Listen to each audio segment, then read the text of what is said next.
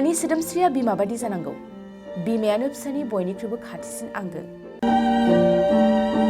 फिसानि गांनाय उखैनाया जेब्लायबो बिमानि अननायजों सुफुं जायो। बिमानि अननायावसो मानसि माहारिया बुहुमाव जोनोम मोनो। बिमानि थाखायनो सासे फिसाया जिउआव हान्थिनो बोलो मोनो।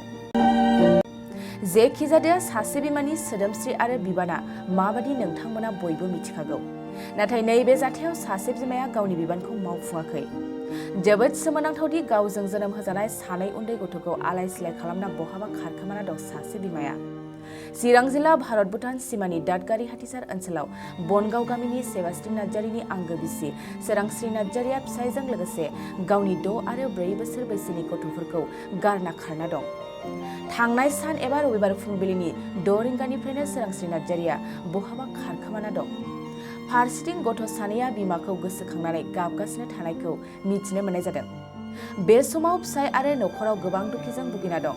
बेनिखायनो सोरबा सावगारियाव होनाय आइजोखौ बहाबा नुयोब्ला 6026755945 नङाब्ला 9387629502 जानबुं अनजिमायाव मिथिहर।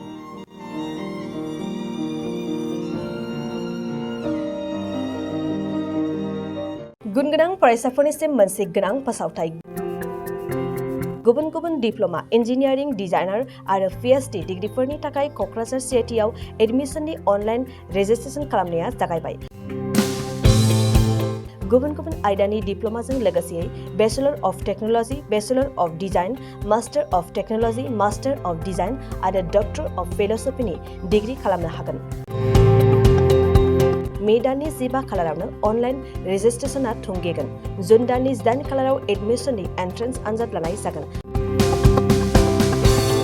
आरो जुन दाननि 25 खालाराव पिएचडिनि एन्ट्रेन्स आनजादखौ लागोन।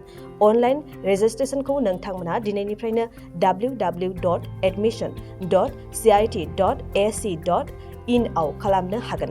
आबुं मिन्थिनो थाखाय 7086187124 जानबुं अनजिमायाव जगाजग खालामनो हागोन।